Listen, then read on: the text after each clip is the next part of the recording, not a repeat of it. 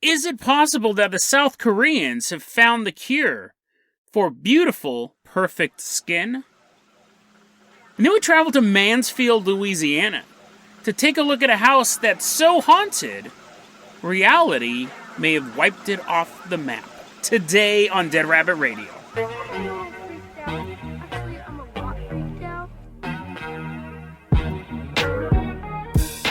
Hey everyone, welcome back to another episode of Dead Rabbit Radio. I'm your host, Jason Carpenter. I'm having a great day. I hope you guys are having a great day too. I hope you guys had an awesome weekend. Whatever the Fluffle did, I'm sure it was totally great. Until I start seeing crime scene reports where people were shouting, Dead Rabbit Radio, over the corpses of their newly fallen foes. Don't do that. Don't do that. When I say promote the show, that's not what I mean. Coming into Dead Rabbit Command right now, wiping blood off of his hands, one of our newest Patreon supporters and a longtime supporter of the show. It's Lars Dudestein. Everyone give a round of applause to Lars Dudestein. Shake his hand, get some DNA all over you. Lars, you're going to be our captain, our pilot this episode. If you guys can't support the Patreon, that's fine too. Just help spread the word about the show. Really, really helps out a lot. Remember, that does not involve crime scenes. If you're writing the name of the podcast in blood, that is not going to help me. Lars, let's go ahead and we're going to take... I think it's time for a new vehicle. Let's see. Nah, never mind. Lars, I'm going to go ahead. Lars, I'm going to go ahead and toss you the hair hang glider. We're going to take a nice leisurely journey all the way from Dead Rabbit Command to South Korea. As we're flying out to South Korea, everyone's like, South Korea is hot right now, right? You got the band BTS. They're actually old now. They're like in their 20s. They're like 25, 26. I don't even know if they're still technically a boy band, but they're still running around. You got Squid Games. Squid Games is hot. You know, people like eating candy and getting shot in the back of the brain. That's just a normal day in America, but in South Korea, they make a television show about it. But that's not why we're in South Korea. We're not in South Korea right now because it's super hot. I was just falling down the rabbit hole of research. I came across some really cool South Korean health recipes. Because I know that's what you think of. When you think of South Korea, you look at those boys from BTS, you look at those grown men from BTS, and you go, they have really good skin. You're like, Jason, no. Well, first off, why are you watching BTS videos? Secondly, why is that your go-to thing? It's not about their music, it's not about their fashion, it's about their skin. Well, guy, listen, whether or not you like BTS, they do have pretty good skin. And I'll say this. I did not find out about these stories because I Googled how do South Koreans have such great skin. I actually stumbled across these stories. Okay, we're just going to stop. We're going to stop talking about how I got the stories. Let me tell you these stories. In South Korea, there was this young woman, and she didn't have perfect skin like the grown adults from the band BTS. And she's like, oh man, if only I could spend $10,000 a day on makeup to look like this. But she can't, she's a young girl, it was high school, I think it was. But she hears from this old lady on the street. She's like, psst, psst, the old lady says, I overheard you talking about wanting crystal clear skin. I have the perfect treat for you. And she holds out a big bag of sesame seeds. And she goes, Jason, are you telling us another fairy tale? Hold on. She holds out this big bag of sesame seeds, and she goes, I overheard you talking to yourself about wanting to be beautiful. This is the tip. You go home and you draw a bath. And then you fill it full of sesame seeds. And then you get in the bath, and the sesame seeds, I don't know. She didn't really explain this part. She said that'll work. But imagine like the sesame seeds slowly caressing your skin. It's like a defoliation thing. So like all the grody skin's floating away. And then the seed, you just kind of like move around the bathtub, and the seeds are like rubbing up against you. And you're like, oh, I can actually feel. It's like basically imagine sleeping in liquid pumice. So you're like, Jason, that sounds like the most uncomfortable thing ever. Maybe, but your skin would be smooth. So she takes this beauty tip from this old crone living on the street, and she buys this bag of sesame seeds. She goes home, she makes the bath, and she's, oh, this is so relaxing. She's kind of moving around, and the seeds are rubbing up against her. And she loves it. She feels like her skin is instantly becoming smoother. Psychosomatic, maybe, right? Maybe it's actually working. And so she starts taking these baths more frequently, and she starts taking them for a longer amount of time. And so one day, though, her mom's sitting in the living room reading a book. She goes, "That's weird. My daughter's been taking a bath for an awfully long time. I should go see what she's up to." So the mom, she gets up. I don't know why I'm building this up so much. This is actually like a 2-paragraph story. I've turned it into an R.L. Stine novel. The mom slowly creeps up the stairs. Eat, eat, eat. And she sees the bathroom door, and on the other side of the door, she hears sobbing. Her daughter's sobbing. "Oh, no." And the mom reaches for the doorknob and opens the door.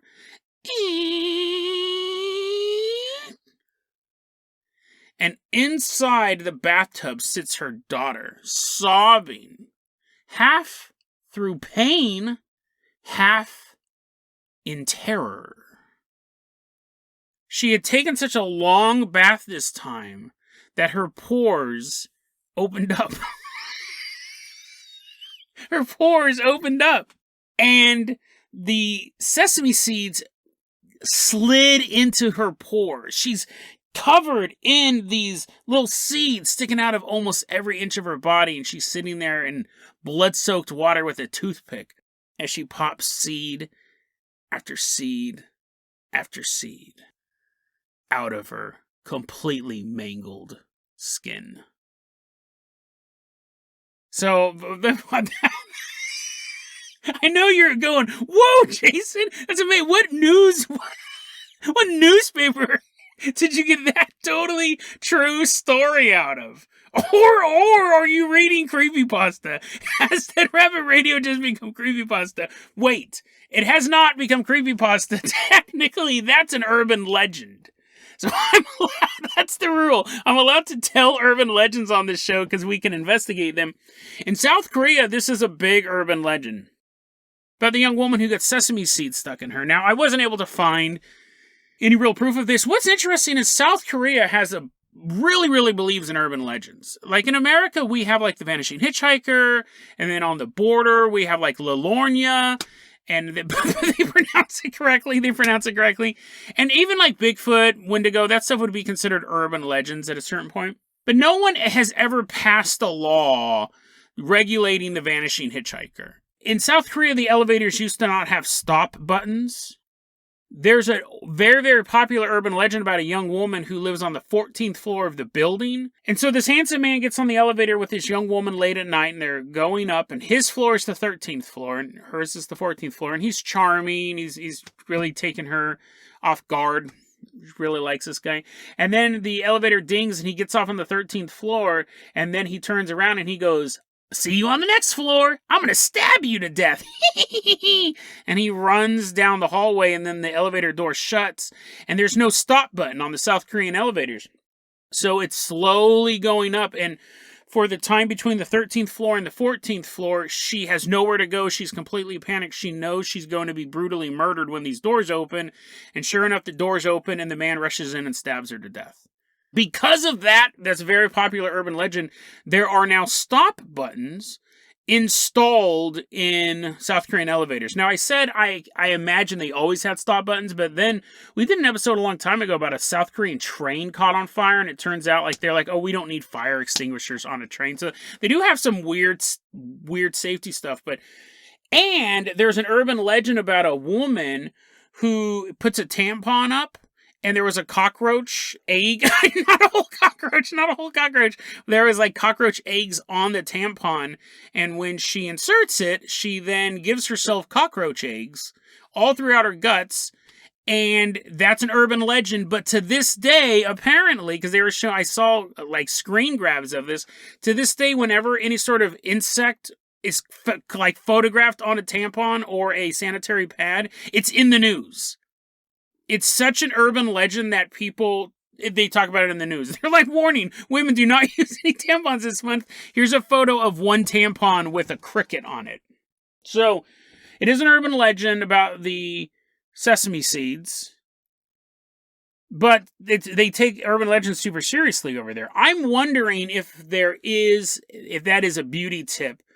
Soak yourself in sesame seeds, and then someone goes, what if your pores open up? When I say somebody, a 6-year-old, because obviously if your pores are opening up so wide that sesame seeds can go into them, I think you have... Wait, sesame seeds are the tiny ones, right? Oh, I don't know, those might fit in you. I was imagining like a little sunflower seed, like when you pop it open and nom, nom, nom. But sesame seeds are the ones on the hamburger buns. Those could totally. Oh my god, this story's 10 times more scary. Those could totally fit in your pores. I think, right? Crazy urban legends that actually affect society. People don't pick up hitchhikers because of the story of the vanishing hitchhiker. People don't pick up hitchhikers because of the totally true stories of people getting murdered by hitchhikers. Not because, and then I'm afraid the hitchhiker might disappear before I get to their destination. But in South Korea, you have a different issue. And while we're in South Korea, I said I was going to give you beauty tips. Beauty tips, right? I only gave you one. I got to give you another one. There's this young boy in South Korea. We're walking down the street and we see this young guy and he's kind of kicking a can down the street. And he's like, oh, man, not having the best day. First off, my sister was in the bathtub all day. And then they had to rush her to the emergency room. I don't know what's going on. I just heard her screaming in pain and the mother was sobbing. And I was like, oh, you drama queen. So they pull her body out of the blood-soaked bathtub. Whatever. Always looking for attention. But I get unwanted attention because I have acne. I have acne scarring on my face. And this young man's very, very self-conscious about that. So he's walking down the street and he sees this hideous old woman. She's putting away her stock of sesame seeds and she sees this young man walking by. She goes, young man, you look like you're self-conscious about your facial acne. And he's like, yeah, it does bug me a lot. And she goes, I have the perfect cure for that. What you do is you catch a cockroach. And that was the sound of nearly everyone shutting off the podcast at once. Except for one South Korean guy being like, go on. I need to know this beauty secret that obviously will not end badly. The old lady goes, catch a cockroach. You catch a cockroach and you put it on your pillow and then you go to sleep. And when you wake up, your face will be perfectly smooth, like nothing happened. Now, this is great, right? Wouldn't we love beauty secrets like this?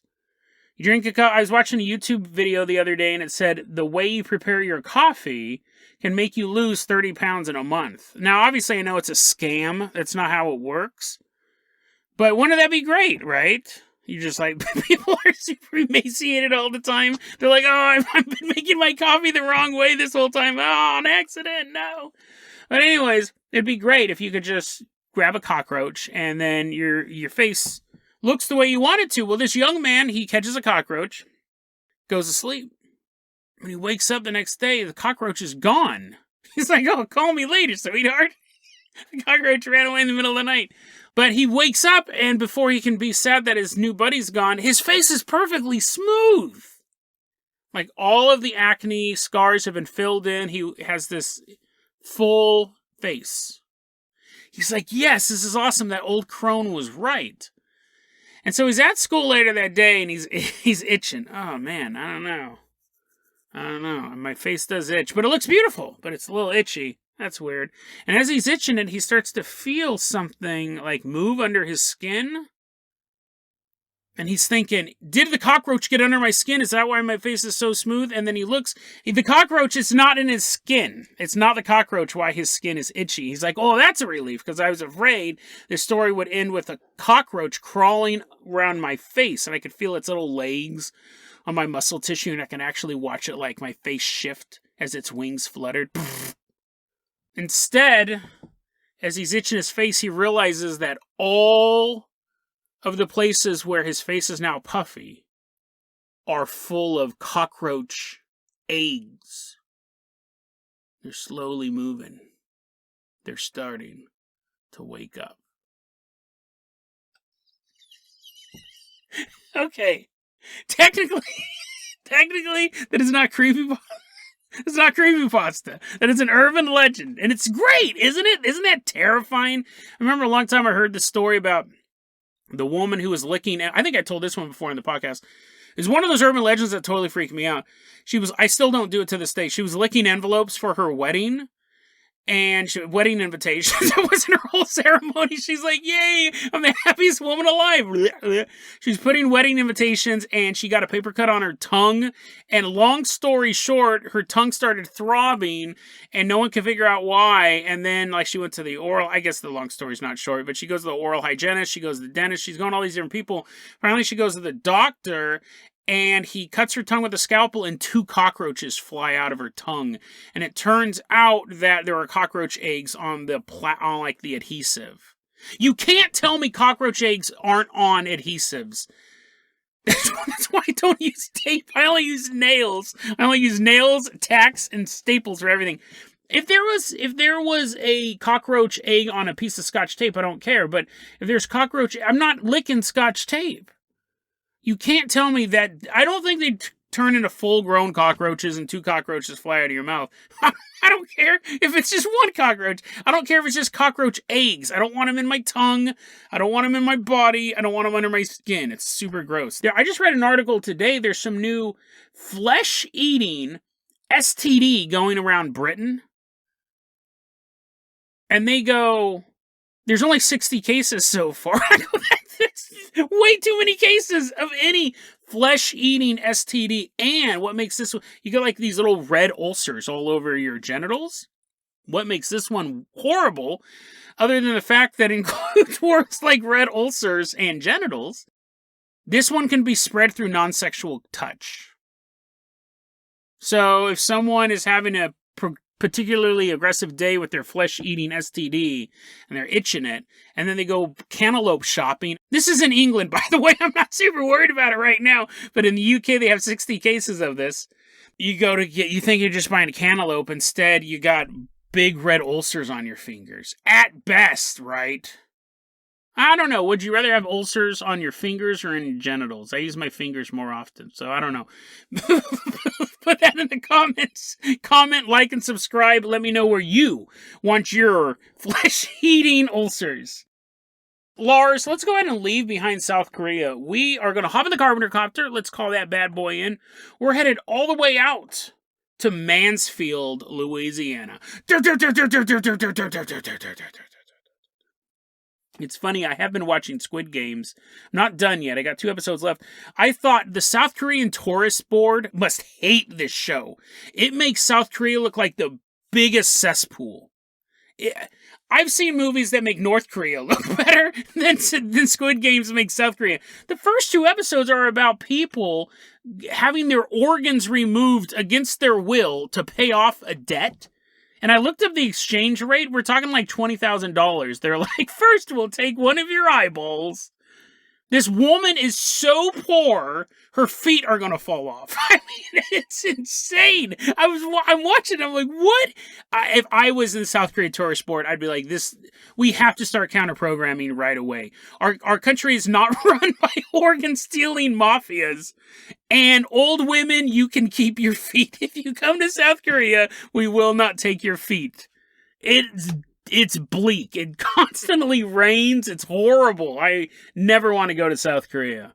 And I hear they have a horrible cockroach problem as well. Apparently, you can just walk down the street, and if I had to capture a cockroach here, it would take me a long time to find a cockroach. Apparently, some high school kid can just pick one up walking down the street. So South Korea is not the place to be. But where the place to be is Mansfield, Louisiana. Lars, go ahead and land that Carpenter copter here.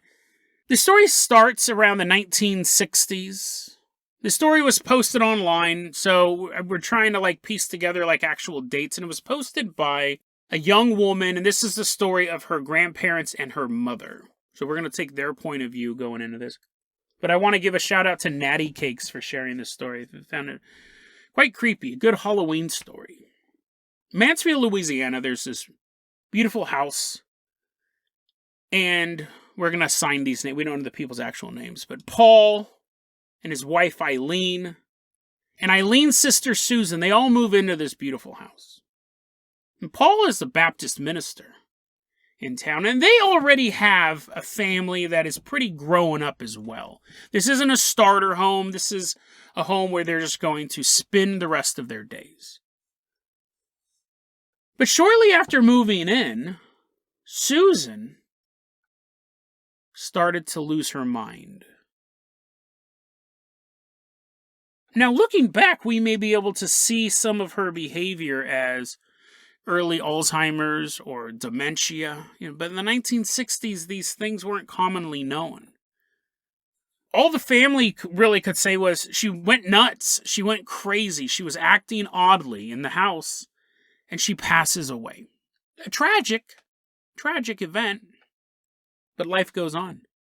After Susan dies, Eileen started acting weird as well. One day, Eileen is sitting on the kitchen table, and her daughter, Judy, is there. And they're just kind of talking. Now, her mother had been acting weird for a while at this point. But again, what do you chalk it up to? No, just getting old, getting senile. That was the word we used as a kid, senile.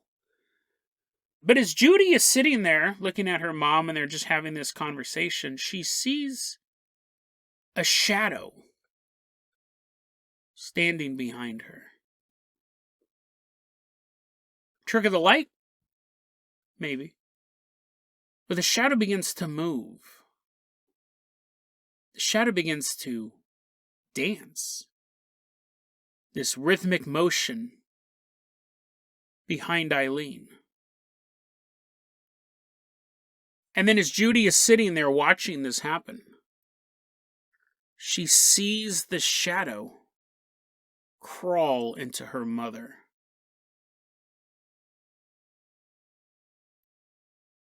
That is when the story stopped being, I think Mom is going crazy. I think Mom's getting senile, to Mom may have been possessed. This is Louisiana. Paul's a minister, a Baptist minister. So you believe in this stuff. You believe in possession. You believe in the battle between good versus evil. It's not just a physical one, not just a moral one, but a spiritual one. And these beings are out there. Eileen, when she gets in her moods, when she gets senile or crazy, however you want to describe it, she talks in a different voice. The family's starting to worry, because it's one thing to have someone in the house who forgets to take their medicine every once in a while, or forgets to put the tea kettle off. But when they're actively angry, when they have these bursts of wrathful vengeance, and their voice changes, and you just don't know what's going to happen, now you're really dealing with a powder keg situation. The family starts to tell Paul, because again, their family, their children, Judy is an adult, the families have spread off, their kids have had kids at this point, so they're not living in the house with Paul and Eileen. But their kids are saying, I think something's wrong with the house. And they're directly talking to their father, Paul. Something's wrong with Mom. I know. No. We think it's spiritual, Dad. And Paul thinks about this for a while, and he goes, I know. I know there's something wrong with this house, but we're not going to leave this house. So Paul and Eileen continue to live in this house. One day, Paul shares a very troubling story with his daughter, Judy. He says, I know you have these issues with Mom. She's acting weird, and you think it's something spiritual. Something happened a couple nights ago. Just figured you should know. I woke up in the middle of the night. Eileen was already awake. She was standing over me while I was sleeping. She had a knife in her hand. Judy is like, okay, this has gone to a totally different level. Dad, if you're not going to, work within the system, i.e. the church, to try to, I don't know. See, Baptists don't believe in exorcisms. That's the thing. I'm Southern Baptist. We don't really believe that there's some sort of right. A power of Christ compels you. The whole ritual, that's not something Baptists believe in. So this would be par for the course. You'd be like, well, we're just going to pray and we're just going to keep doing our thing. But Judy goes, listen, I don't feel safe for my mom or my dad. So she consults a psychic. which is a big no-no in Baptist culture. But she consults a psychic, and a psychic does this investigation, and the psychic comes back and says, that house is a portal to hell, and the only thing you can hope to do is to burn it to the ground. But of course, no one's going to do that. Skeletons could be walking out of your closet. You're still going to want your investment back from buying the house. So they don't do that. Shortly after the psychic gets involved in the investigation, her own son dies in an accident. And the psychic blamed that house for it and said, don't ever contact me again. I'm not going to help you guys. I want nothing to do with your family. Considering most psychics are scam artists and they only want your money, that alone is very telling. The odd incidents just start piling up in this house. One night, Judy was sitting. Why is she still even visiting this house? One night, it's a family house. It's where your parents are. I know you're going to visit from time to time, but one night, Judy is sitting in the kitchen late at night, and it's one of those kitchens with the back door, and they have the window that looks out into the darkness. And as she's sitting in the kitchen, she looks out that back door. Something draws her eyes there. She's looking out that window into the unforgiving night. And she sees Susan staring in from the darkness. Susan, the older sister who had passed away years before, creepily staring inside of the kitchen. That was the word they actually used. That she creepily stared into the kitchen. Judy and two of her brothers were there visiting as well once. They were in the guest room. Brothers were sleeping on the floor and she was on the bed. And in the middle of the night, Judy wakes up. She smells a scent, a familiar scent, a beautiful scent. Her grandmother. It was a smell that she associated with her grandmother who had passed away long ago. She's sitting in this guest bedroom and she can smell the fragrance that she would most associate with her loved one. And she gets this sense that even in the chaos of this house, her grandmother's spirit is here to protect her. It's here to watch over her. And then, clear as day, she hears a voice in her head. That's not your grandmother. Judy is telling her daughter all of these stories. Their daughter is Natty Cakes, the one who posted this online. And the daughter's like, we have to visit this house. She had gone to it as a young child, but she refused. When she was first born, they took her to go visit the grandparents, and she flat out refused to go in the house. At any point, she'd scream and cry. She wouldn't go in, she wouldn't go in, she wouldn't go in, until eventually that night she had to sleep in the car with her mother and father. She would not go into the house. That was her first introduction there. And Natty wants to revisit this house. You get older, you get a little braver. You're no longer a toddler. You can speak, you can use words. She wants to go visit this house. And her mom wants to visit the house as well. Not necessarily as some sort of paranormal investigator, but it is the house of her parents. But her mom's not in the best of health right now. And it's a 4-hour drive to Mansfield, Louisiana from where they're at. She's hearing all these stories. Her mother's telling, and she goes, Mom, I'm going to look it up on Google Maps. I at least kind of want to see the house. It's been so long since I've been there. So the mother gives her the address. She can't find the house. She gets as close as she can, and she goes, is this it? Is this it? And the mom's like, no, it's this address. But Google Maps is not showing that house. Now, she says maybe my mom got the address wrong, but my mom is adamant. This was a house she was at a lot. This is where this house was. But they cannot find it on Google Maps. Both of Judy's parents have passed away by now. In 1985, Paul passed away. And so that left Eileen to live in the house by herself. But obviously that wasn't going to work. Whether it was mental decay or demonic possession. You can't let either of those people live together, right? If it's mental decay, they're just going to like fall down the stairs and mix up their medicine and be like, if it's demonically possessed, they're going to be like kidnapping little kids and like trying to like sacrifice people to the old gods and things like that. So, I mean, you don't want either of those people to have their own lair.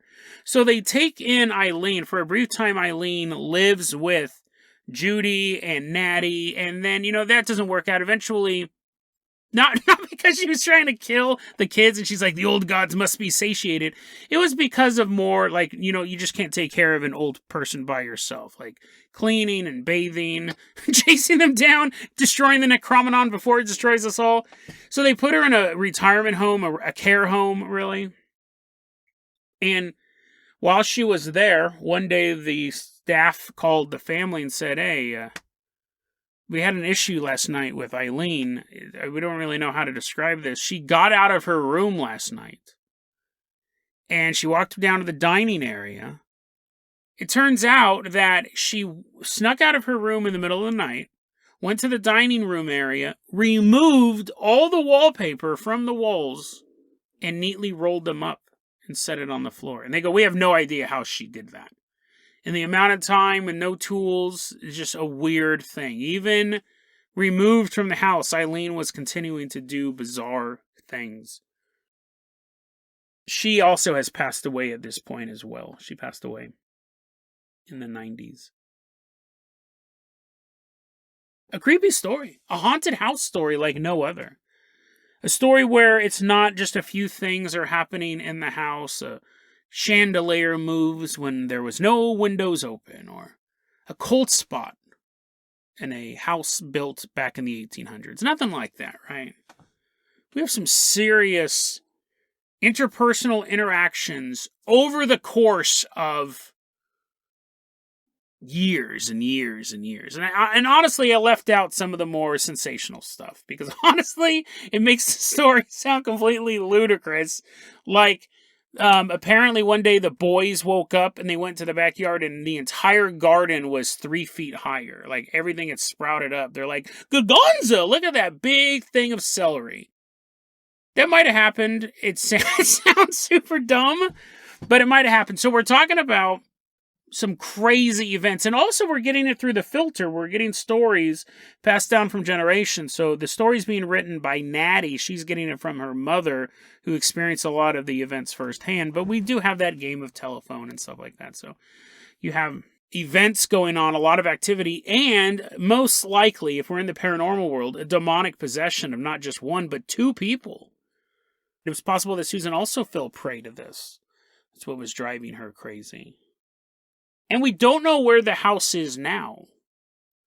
But someone's probably living in this house, right? You may not be able to find it on Google Maps, but it exists. And there's a family in it. They're making it their home.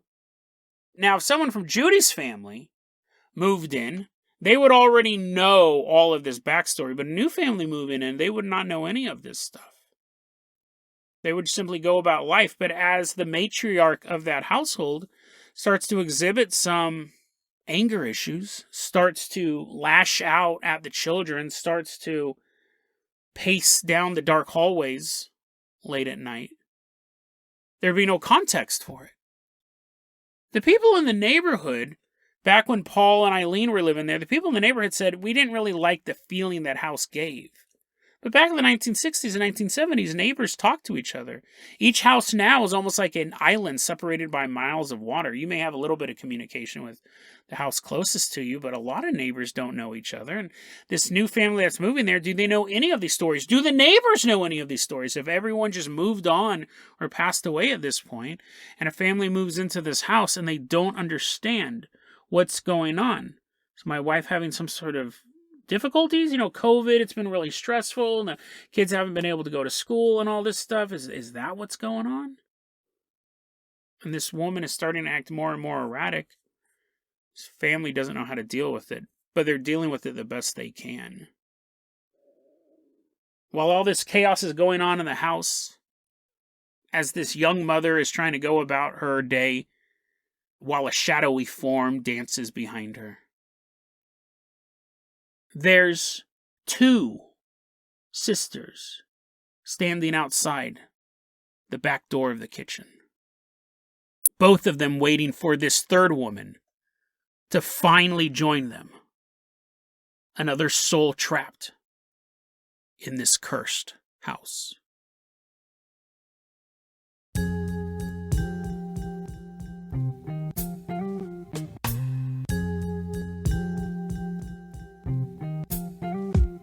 DeadRabbitRadio@gmail.com is going to be our email address. You can also hit us up at Facebook.com/DeadRabbitRadio. TikTok is at DeadRabbitRadio.